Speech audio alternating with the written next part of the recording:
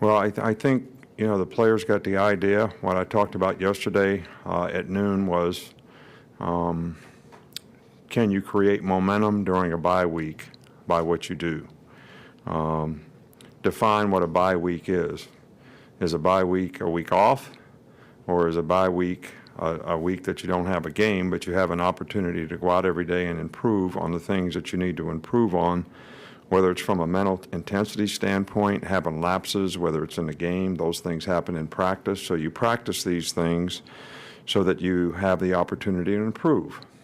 Bye week is also about getting rest, getting hydrated, working on your strength, getting treatment, trying to get healthy. So, we try to balance those two things, but we also take a lot of things that, we're going to face in the next, 4 weeks and try to, get a little bit of work on all those things. So, that's what we tried, to do today. I have nothing new to report on injuries, although I'm sure everybody here is very interested that Eddie was back at practice today, Eddie Conyers. All right, so he's off of IR after 8 weeks. So we're kind of happy to have him back. Still trying to figure out exactly. But I will say this, the officiating was a lot worse without him than it is with him. That's all I can tell you. One thing that I would like to comment about, only because of my relationship with Philip Luchenkirchen, his dad Mike, Abby, his sister played soccer here. They've created a Lutzy 43 Foundation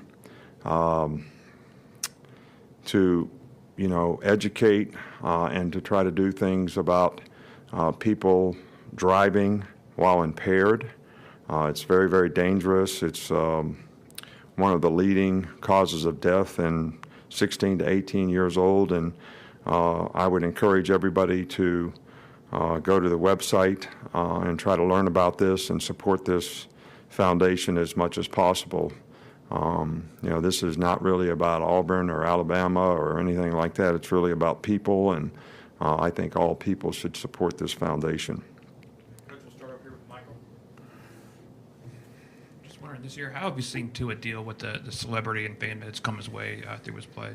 I can't tell, anything about it. I think, he handles it pretty well. He seems to be focused. He hasn't changed his attitude toward preparation or, how he plays in the game, how he treats his teammates, what his leadership role is, how important it is to focus and get it right.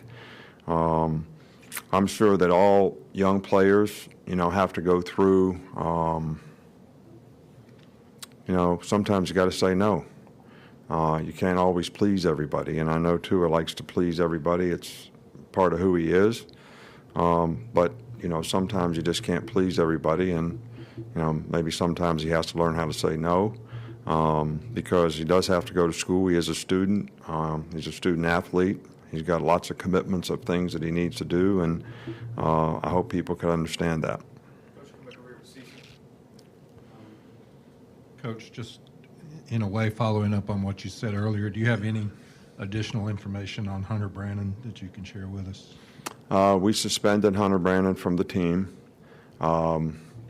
We're going to do a very similar thing that we did with Mac. He has some internal things that he has to do.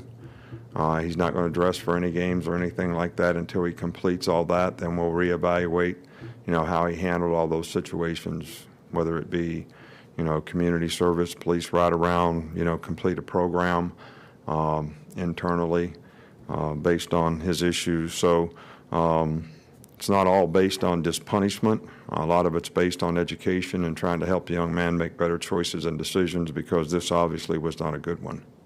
Coach, go in the middle with Chris Walsh. The Player of the Week release said that Jonah Williams didn't miss any assignments and graded out at 94%.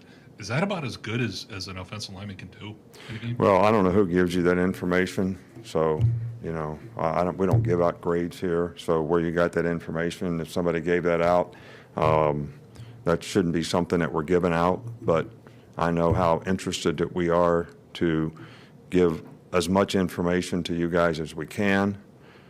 because sometimes this guy thinks he works for you guys. So I'm not commenting on any statistical information that we give that really shouldn't be given out. So if he was player of the week, he played well. That's all we need to know. Come back over here with Charlie. How much have you seen Christian Miller grow, not only physically, but as a player and a leader since he arrived here? Well, he's done a really, really good job for us. He's battled through a lot of adversity here, mostly injuries. He's worked really hard to gain weight, get stronger, become a little more physical player. And I can't say enough about the kind of person he is. He's graduated, doing internships, developing a career off the field, working hard to develop a career on the field. Always done everything that we've ever asked him to do, and I always think he's a positive influence on his teammates. So just an outstanding young man all the way around. One in the middle with David.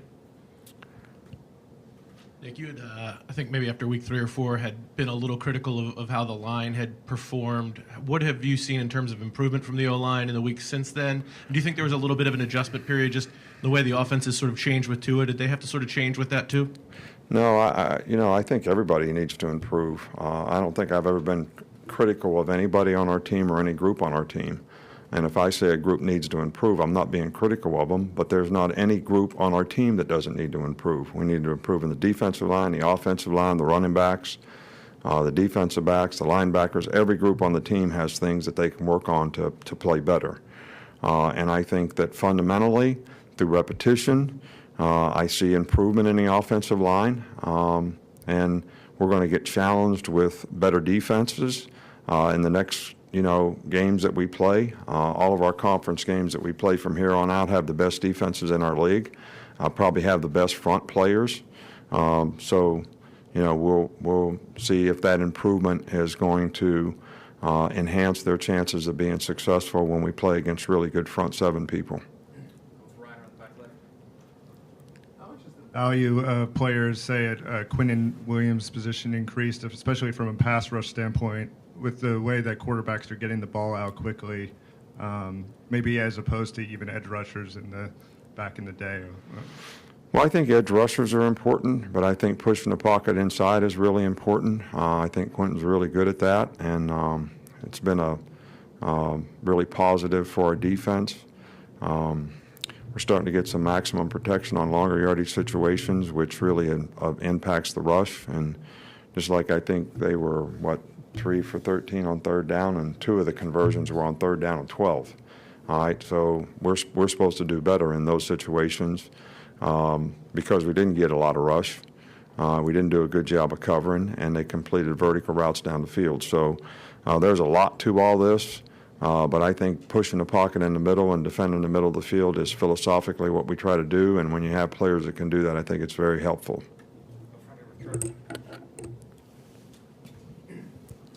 Coach, could you give us an update on Mac Jones? Just how he's playing, I think. Mac Jones is doing fine. I think he's made a lot of improvement. We try to play him, in the games as much as we can so he gains some experience. I think he has made a lot of improvement. We try to rep him as much as we can in practice. He'll get more reps this week, which we'll try to do with a lot of young players this week, and try to get him ready to play. But we do have confidence that he can make the plays, and I think he just needs to, continue to stay focused and not get frustrated when things don't go exactly right, which is always the case with young players, and can they focus on the next play, and I think that's really critical at quarterback. You said yesterday teams are remembered for what they do in November. What goes behind that, and what's the message to the team this week? So